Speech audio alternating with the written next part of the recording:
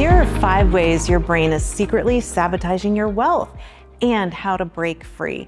You are smart, capable, and driven, but you still can't seem to break through financially. What if I told you it's not your fault? Your own brain is wired to keep you safe, not wealthy. In this video, I'll show you the 5 invisible ways your mind is working against your money goals and what you can do to break the cycle. These insights have helped thousands shift their mindset, boost income, and finally build lasting wealth. Number 1, you think like the tribe you grew up in. Ruby Payne, author of Bridges Out of Poverty, explains it like this. People in poverty see people and brands as the most valued possession. Middle class values things like houses and education. Wealthy people value assets that generate income and long-term legacy. If you're stuck in survival mode, feeling unsure about your job or career, too many bills to pay, or not enough assets accumulated at your age, it's nearly impossible to prioritize safe investing and long-term planning. Aristotle says we are what we repeatedly do. Excellence then is not an act, it's a habit. So I want to share a story about a time to illustrate this when I was volunteering in a housing project. One of the families had 7 or 8 children, and one of those kids was best friends with another family I knew who was upper middle class. In the conversations over the months, the wealthier family did not understand the promises the mom was making to her children. Like, when the tax return comes in, I'll get you a new iPad, a new TV. Because I had lived in situational poverty and struggled paycheck to paycheck with 4 kids under the age of 10, where my earning potential was also struggling, I knew exactly what was happening for that mom. She was saying no a lot, and she had lost hope. So when the landfalls come in, the one thing she could do was treat her child. That hopelessness was a habit. And my spirit had sunk that low too, so I understood. What's also in play is that by the age of 18, we have 25,000 hours recorded in our brain of other people's voices, and those thoughts turn into beliefs. Some of the habits either family has is being recorded. By the age 18, 25,000 hours of other people's voices is in our head. Research also shows that the average person's internal dialogue is negative 73% of the time. So with those numbers, you can see that this is an unconscious way we sabotage. Logically, we can see how the numbers work, but the brain has different ideas. We do have autonomy. Even those 25,000 hours recorded 7 out of 10 negative thoughts working against us. Have you ever wondered why it feels hard to save, even when you know you should? Could it be because your environment never taught you how to think differently? It's not just our thoughts that block us either. Second sabotage, your body resists change. Change is scary, and your nervous system agrees. The Big Leap by Gay Hendricks and The Body Keeps Score by Bessel van der Kolk both explain how our brains and bodies physically react to stepping outside the norm. Here are Hendricks' 4 limiting beliefs. Number 1, feeling fundamentally flawed. Something is inherently wrong with me, so I can't expand into my full success or happiness. This belief tells us that we're not worthy of abundance, love, or success because of some internal defect. 2, disloyalty and abandonment. If I get too successful or happy, I'll be disloyal to my roots and I'll be rejected or leave others behind.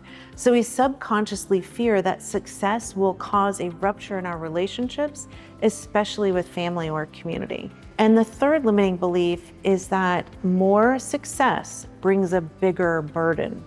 The more I have, the more I'll lose or be responsible for. So we may worry that achieving more will bring overwhelm, stress, or pressure. And the last one is the crime of outshining. I must tone down my brilliance so I don't outshine others and make them feel bad. This belief stems from early messages that it's wrong to be exceptional if it makes others uncomfortable. All of these unconscious beliefs often create a ceiling on how much love, how much success and joy people allow themselves to feel before they hit that upper limit.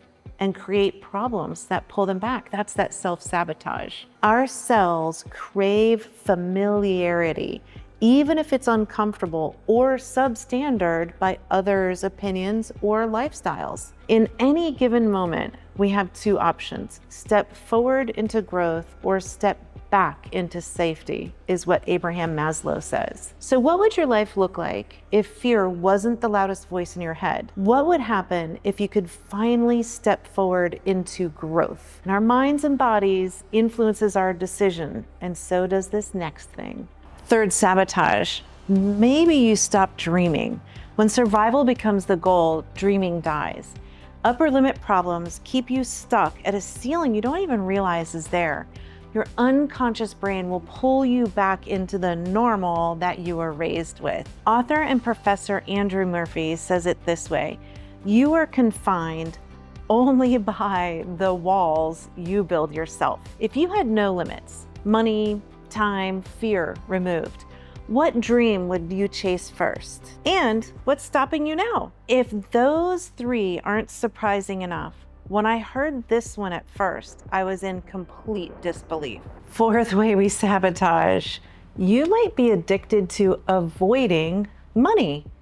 There are patterns like avoiding bills, not knowing your account balances, being surprised by a late fee, being unaware of the APR on your credits, your credit card, your car loan, things like that, feeling guilty when you spend, having clothes where you keep the tags on because you might return it, saying yes when you really want to say no. These are all signs of emotional money dysfunction.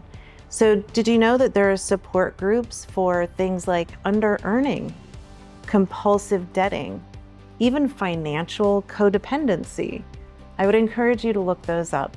I want to share this quote: we don't rise to the level of our goals. We fall to the level of our systems. This is what James Clear, author of the best-selling book Atomic Habits, says. So let me ask, have you ever avoided checking your bank account even when you needed to? Why do you think that is? And how long has that been going on? Last, for some of us, it's not just habits or upbringing. It's also how we are wired. Fifth, sabotage. Your brain is wired for now, not later. If you have ADHD, ADD, or are neurodivergent, you're likely more impulsive and less future-focused by default. So what that looks like in real life is we forget bills, we procrastinate on planning, and we tend to spend on dopamine rather than goals. I was especially aware of this after my father died, because I had isolated for months taking care of him. And then when it was over, I had a huge surge of emotions. I just needed a couple of things from the store. And the next thing I realized, my cart total was like in the hundreds. I was really low on dopamine, and that was my fix. So it's not my fault in a way. However, it is mine to recognize and choose how I manage it. So I'm respectfully submitting this isn't your fault, and it is your responsibility. Known as the father of modern management, Peter Drucker says, the best way to predict the future is to create it. What would it mean for your life if you finally had a system that matched your brain's unique wiring instead of working against it? In closing, after seeing these 5 brain blocks, with your mind, body, dreams, avoidant addiction, or brain patterns, can you admit how we manage money or grow wealth is not just about willpower or smarts? Your brain is doing its job, keeping you safe, but it's time to rewire it for wealth. If you're ready to make a shift, I have 2 simple actions for you. Grab the 6-minute interactive experience below to see how the wealthy think about money. It will definitely open your eyes. And 2, book a quick call with someone who understands. Let's build a plan that works with your brain, not against it.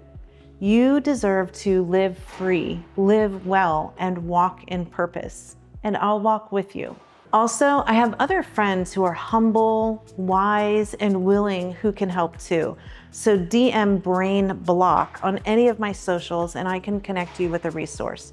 Or look at my next video with interviews with a few of them and see which one resonates with you. All right, to help yourself and to help others find financial resources, please help my channel by hitting subscribe on the account, comment below which of these surprised you the most, and also please hit like and share on the video. I look forward to seeing you live out of your comfort zone, going from comfortable brain patterns where it's safe to wealthier ways in the world in a safe financial plan, starting today with the 6-minute interactive experience below.